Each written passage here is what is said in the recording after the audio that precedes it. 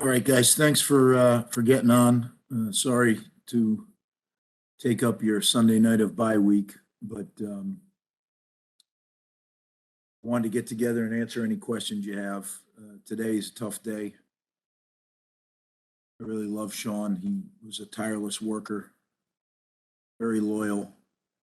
I just felt like it was at this time the best thing for our program to make a change, and we've done that. And Nunzio is going to be the interim offensive coordinator and quarterback coach, and we're going to move forward and we're going to get better. And I chose at this time to do it. It certainly, with the bye week, gives us an opportunity to do some things and make some changes and experiment with a few things, and that we will do. But without getting into too much detail, I think I needed to do this as the head coach of the team. It's my job to make sure that we're playing complementary football. I feel our football team can win plenty of games when we play complementary football. And as the head coach, that's your job. And when it's not happening, you try to fix it. And then at some point, you may have to make a change, and that's where I felt we were today. So that's how we find ourselves here. So I'll open it up for questions and hopefully try to help. We'll start with Chris Eisman. Greg, I guess just when exactly did you come to this decision, and I guess what was kind of the ultimate deciding factor that made you realize that that Sean was not going to be the guy to lead the offense going forward? Well, certain things over time build up, and I gave it a lot of thought, obviously, since the end of the game Friday night. But it wasn't as a result of Friday night that this occurred. I really gave it a lot of thought all day Saturday night, well into Sunday, and I just felt at this time that was the right thing to do, what we needed to do for our football team. Go to Brian Fonseca. Greg, why did you choose Nunzio to be the interim, and is he a candidate for the permanent job, at the end of the season? Well, he is a candidate, yeah, and he's got a 7-week kind of job interview as the coordinator. Why Nuns? I think that he is a very talented quarterback coach. The development of our quarterbacks is going to be an integral part of us being successful on offense. And I think he's got a lot of experience at running offenses, at coaching quarterbacks, and I think he was the man for this time. Bobby Darren. Greg, what's the process for searching for a new coach, and how do you balance it with still a half a season left to play?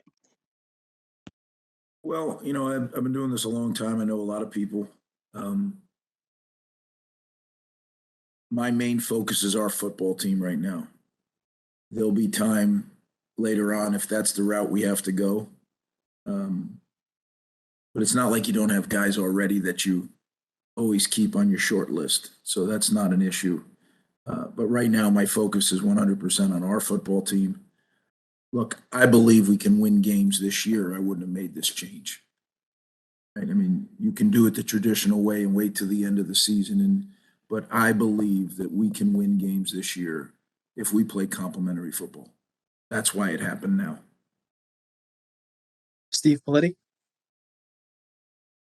Hey, Greg, just from a philosophical standpoint, do you have any plans to change the way you run your offense? And just along those lines, I mean, Gavin was a guy that, that Sean recruited specifically. Are you concerned that he might transfer? First question, I'm not going to give away too much, right? Because one of the advantages we have is we have a 2-week period before we play Indiana, and there will be some uncertainty on what we're doing offensively. But I want to have a multifaceted offense that uses tempo as a tool, as a weapon, but not as a constant.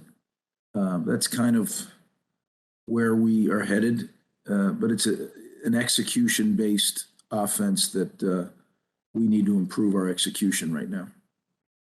As far as Gavin, Sean was the lead recruiter, but when you recruit a quarterback, the head coach is extremely involved. In my case, I'm extremely involved with all the recruits, but I feel very good about Gavin where he is, and he's got a bright future at Rutgers.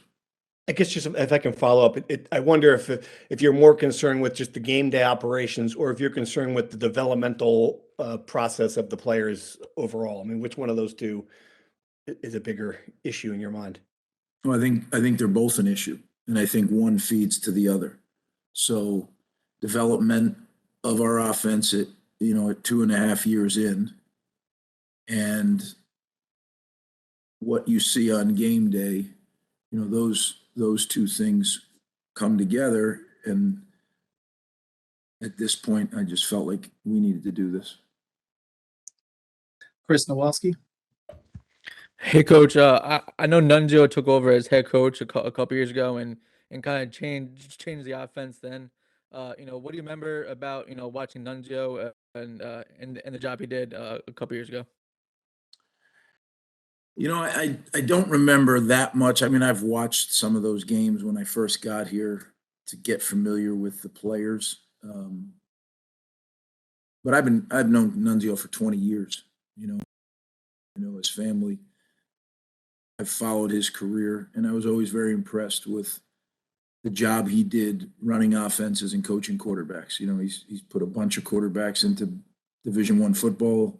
He has 2 or 3 guys that ended up being NFL quarterbacks. So I don't think that I think it's more of an accumulation of my experiences with Nuns over the years that led me to elevate him to the position.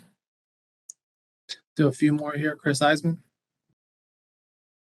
I guess when you look at the totality of the last 6 games, what do you feel like has kind of held the offense from performing at the level that it might be capable of? That's a great question, Chris. There's several things that have occurred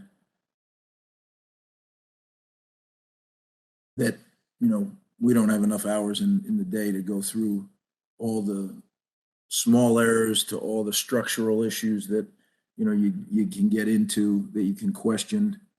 A lot of times you question things, and after the questioning you realize, this is the best way. So those are hard things. That's a hard question, but I think when you watch, at the end of the day in college football, you need to score points, and we just aren't scoring enough points. And I want our offense to be as much of a weapon as our defense is right now. And that's not to, drive any kind of wedge or anything like that. I think we're capable of doing that, and it's not happening. So I felt like it was my job at this point to make the change that I did. Brian. Greg, a lot was made about Sean being the first $1 million coordinator in this program.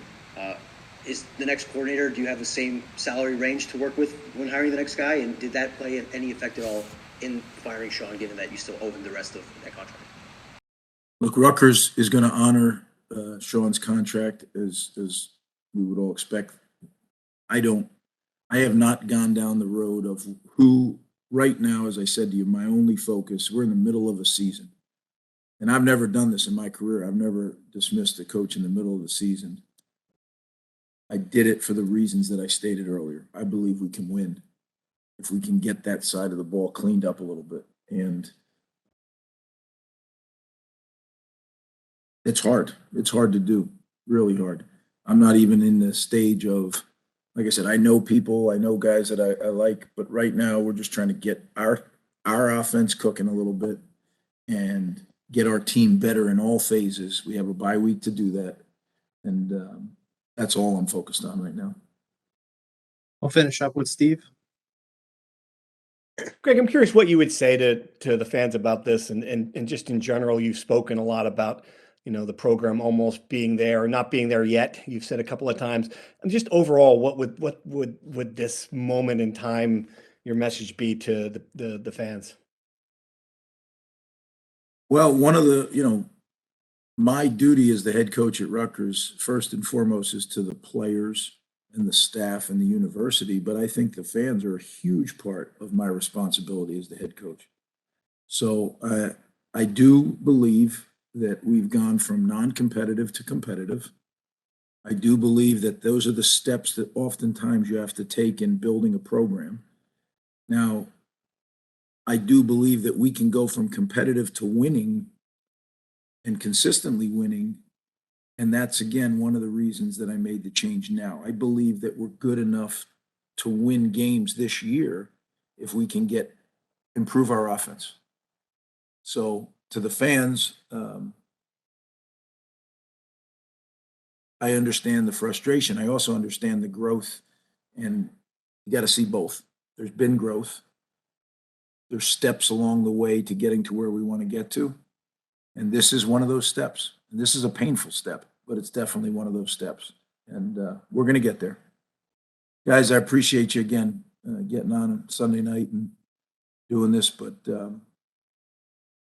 I'll see you later in the week, I'm sure. All right. Take care.